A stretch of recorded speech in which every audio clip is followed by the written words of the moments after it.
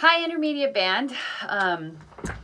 Welcome to the week of April 6th, and I hope you've been keeping up with the videos and that they've been helpful and even a little fun. Today what we're going to do is review our scales, G harmonic minor and B flat major, and your assignment for this week is to go over their scales, solo ensemble music, and also parent concert music, but I didn't give you an extra one, so I thought today we could go through hornpipe just for fun again. And then we'll review some terms. So let's get started with concert B flat scale. And we're going to go about that fast. 1, 2, concert B flat.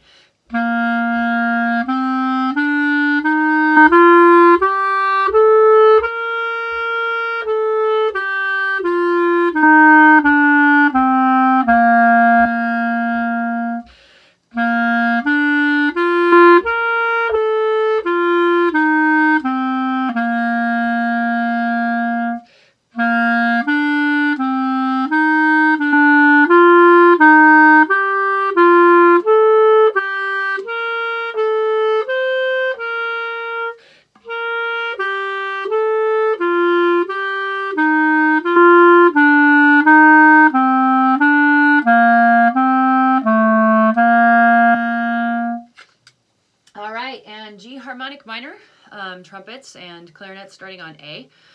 And then there's that altered 7th, so be careful with that. F sharp or G sharp, depending on what your instrument you are playing.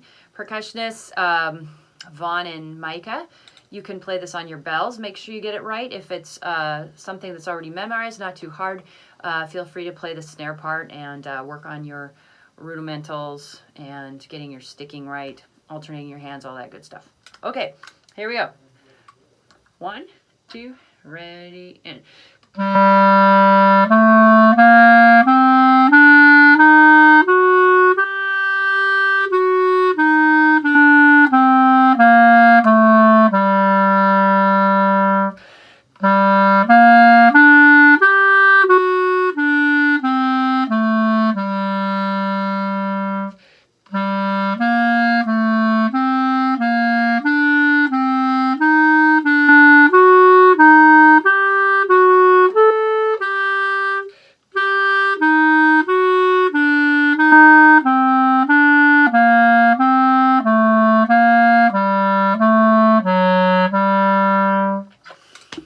So, good job with that, and let's go straight to hornpipe on page 36 and 37. Today I'm going to play part B, and I was trying to remember what I did last time. I think I played part A. Regardless, if you are not part B, you can play along with me and try to stay together with me, and if you are part B, then we have the same part, and we are going to keep counting our rests, so the percussionist can also work on that.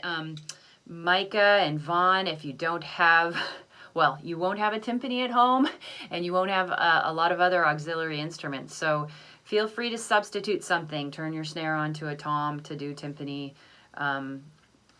hit a frying pan for your cymbal part, or whatever. And I'm sorry you guys can't get those instruments. All right, here we go, hornpipe. And we're going to go 1, 2, 3, 1, and 3, okay? And look at your dynamics. Mezzo forte first time, then forte, so not so loud in the beginning. And 1, 2, 3.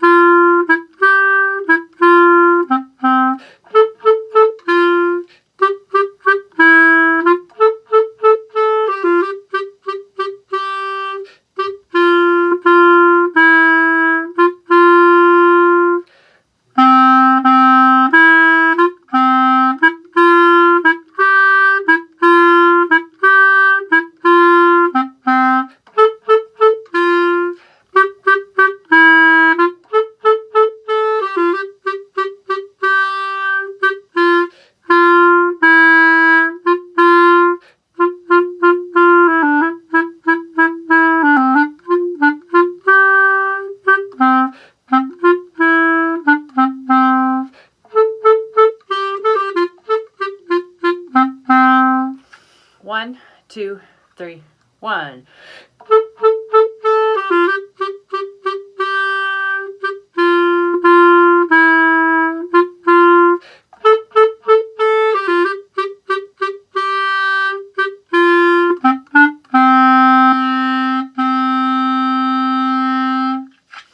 All right. Hopefully that was fun. I used to record myself, actually I just did 2 days ago, record myself playing one part of a duet, and then I played with myself on the second part as I played it back. So if you want to do that, that's a great idea. Let's review our terms before we go. What is the dot when it's under the note head or on top of the note head? Staccato, that's right. Crisp, short. For at least clarinets, it's bringing your tongue right back. Dut, dut, dut, dut, dut. And most tonguing for all the instruments is bringing your tongue right back. And what is this called? If you said legato, no. Remember, tenuto are those lines under the notes. It means to make them long and connected. And then legato is smooth and connected. So I may not have the exact wording of those definitions right, but that's basically it. Okay, before I go into reviewing cut time a little bit, enharmonics. We've talked about this off and on. So do you remember what an enharmonic is? Okay, well, all notes have 2 names. Did you know that? All notes have 2 names. So, well, I guess you could say more than 2 names if you really want to be dirty, but that would be for advanced college thinking people. So, an E flat is the same note. It has a brother or sister counterpart for a sharp name. So every single flat name also has a reverse sharp name. So E flat is the same as D sharp. So if you look at a piano keyboard, and I'm going to draw this kind of quickly and sloppily.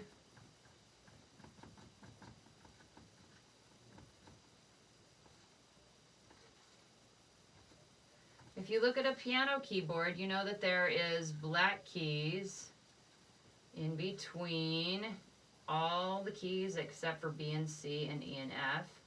So E flat is the lowered, is when E is lowered by a half step. So it's this black key here. But D also shares that black key. And so if you raise D, it can be called D sharp. And so that's a visual explanation of enharmonics.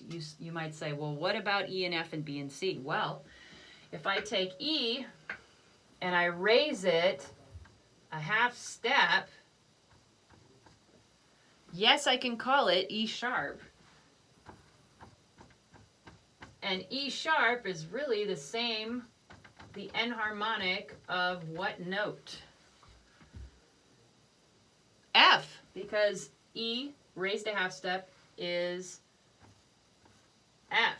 So E sharp and F are the same note. Conversely, if I take F and I lower it a half step, I would call it F flat. But you can call it also E. So you'd use the same way of thinking for B and C. So an enharmonic is the same note with a different name. Okay, I hope this was helpful to you. Oh yeah, and one more thing, cut time. Remember, cut time is when we take the time signature 4/4 and we basically cut every value in half.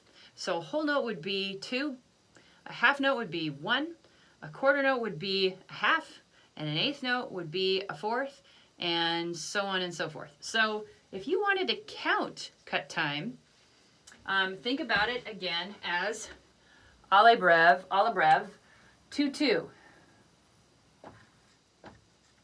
So the half note gets the beat. So I would count this as 1, and this would be 2. So then how would you count 4 quarter notes in a row? Well, you know that the half note is worth 1 beat, so the quarter note is going to be worth a half a beat. So we would call this 1 and 2, and. Because these are just like eighth notes in 4/4 time. All right, what would you do with eighth notes in 2/2 time? Well, if the half note gets one beat, then the quarter note gets a half, and then the eighth note would get a quarter. So you would treat this as if you were counting 16th notes in 4/4 time. So you'd say 1, E, and 2, E, and kind of crazy. So work on getting that a la breve, the cut time, 2/2, all the same thing in your head, and you will be able to adapt quickly whenever you see it again. All right, I look forward to seeing you next week. Keep on practicing, keep on listening to those listening excerpts, and let me know if you have any questions.